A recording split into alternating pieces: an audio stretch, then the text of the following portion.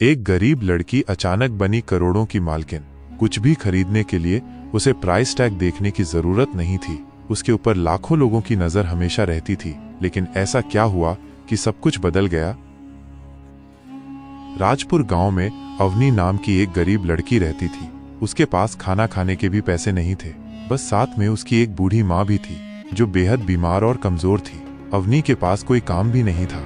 वह एक चाचा के दुकान पे चाय की गिलास धोने का काम करती थी। एक दिन बारिश में अवनी का घर का छत उलट गया। बारिश में भीगे होने के कारण उसकी माँ की तबीयत बहुत ज्यादा खराब हुई और उसकी माँ की मृत्यु हो गई। अब दुनिया में अवनी अकेली थी।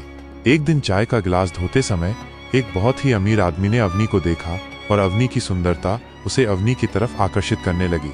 उस अमीर आदमी ने अवनी को बोला, तू मेरे साथ दिल्ली चल, उधर मेरा घर है, वहाँ काम करेगी और मैं तुझे अच्छा पैसा दूंगा। अवनी इस बात पे राजी हो गई। वो अमीर आदमी अवनी को अपनी साथ अपने घर लाया। उधर अवनी अच्छे से काम कर रही थी। इस तरह कई दिन चला। अमीर आदमी की नजर हमेशा अवनी के ऊपर थी। एक दिन अमीर आदमी की पत्नी दिशा कहीं बाहर गई हुई थी। तभी अमीर आदमी ने अवनी को बहला फुसला के पैसों के लालच देके उसके साथ सोने की कोशिश करता है। अवनी भी यंग थी, उसे कभी किसी ने ऐसा छुआ भी नहीं था, तो अवनी ने मना भी नहीं कर पाई और दोनों कुछ करने वाले थे कि दिशा घर पहुंची और उन्हें रंगे हाथ पकड़ लिया और अवनी को मार के घर से निकाल दिया। अवनी बेचारी लाचार अकेली अपने गांव राजपुर की तरफ चलते चलते जा रही थी। अंधेरा होने लगा था। तभी उसे रास्ते के साइड में एक पुरानी खंडहर हो चुकी हवेली दिखी। रात बिताने के लिए अवनी वहां चली गई। उस खंडहर में एक जिन्न का बसेरा था। वो जिन्न सदियों से किसी खूबसूरत लड़की की तलाश में था। ये जिन्न न पूरी तरह मरा हुआ था न जीवित था। उसने हवेली के अंदर आते हुए अवनी को चुपके से देखा। उसने देखा अवनी अकेली बहुत समय से बैठे के रो रही थी। तभी अचानक जिन्न ने अवनी के आगे आया। जिन्न को देख के अवनी पूरी तरह से डर गई, लेकिन जिन्न बोला, डरिए मत, मैं यहाँ तुम्हें कोई तकलीफ नहीं दूंगा, मैं तुम्हारा तकलीफ दूर कर दूंगा, मैं तुम्हारी मदद करने यहाँ आया हूँ। ये सुनने के बाद रोती हुई अवनी अपने सारी बातें बताई। जिन्न ने ये सब सुनने के बाद अवनी के सामने 3 शर्त रखे, जो अगर अवनी मानेगी तो जिन्न उसे वो सब कुछ देगा जो अवनी चाहेगी। पहला, अवनी अपनी मर्जी से उस जिन्न को शादी करेगी बिना कोई संकोच के। दूसरा शर्त, जब भी जिन्न चाहेगा तभी अवनी को उसे खुश करना पड़ेगा। और तीसरा शर्त, जिन्न के अलावा अवनी किसी दूसरे लड़के या मर्द के तरफ नहीं देखेगी। अगर अवनी ऐसा कोई भी एक कर्म करे तो जिन्न हमेशा हमेशा के लिए अवनी से दूर चला जाएगा और वो सारी चीजें वापस ले जाएगा। साथ ही अवनी को अपनी जान भी गंवाना पड़ सकता है। ऐसा जिन्न ने शर्त रखा। अवनी ने जिन्न के सारे शर्तों पर राजी हुई। अवनी अब करोड़ों की मालकिन थी। महंगे कपड़े, आलीशान गाड़ियां और एक विशाल बंगला, सब कुछ उसके पास था। उसे अब कुछ भी खरीदने से पहले प्राइस टैग देखने की जरूरत नहीं थी। उसकी खूबसूरती और अमीरी ने उसे लोगों की नजरों का केंद्र बना दिया था। लाखों लोग हमेशा उस पर नजर रखते थे, उसकी एक झलक पाने को बेताब रहते थे और कई तो उसके साथ एक रात बिताने की ख्वाहिश रखते थे, लेकिन कोई भी इसमें सफल नहीं हो पाता था। जिन्न ने अवनी को जो भी धन दिया था वो इतना अथाह था कि अवनी उसे कभी खर्च कर खत्म नहीं कर पाई।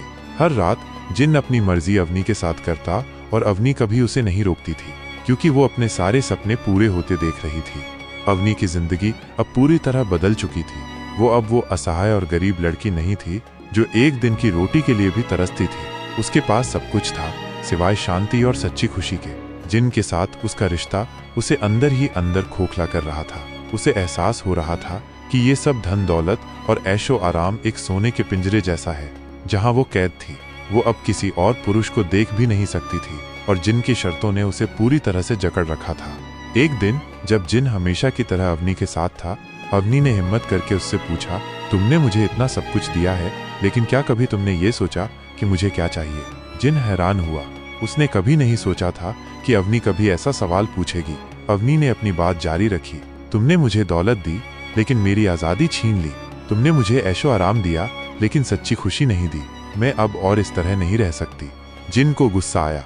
उसने अपनी भयानक आवाज में कहा, तुम मेरी शर्तें भूल गई हो अवनी।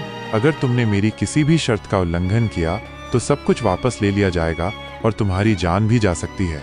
अवनी ने उसकी आंखों में देखा, जिसमें अब डर नहीं था बल्कि एक अजीब सी दृढ़ता थी। उसने कहा, मैं नहीं भूली हूँ जिन्न, और मुझे अब मौत से भी डर नहीं लगता। मैं अपनी जिंदगी अपनी शर्तों पर जीना चाहती हूँ, भले ही मुझे सब कुछ खोना पड़े। यह सुनते ही जिन्न का शरीर कांपने लगा। अवनी के इन शब्दों ने उसकी शर्तों को तोड़ने के बराबर था।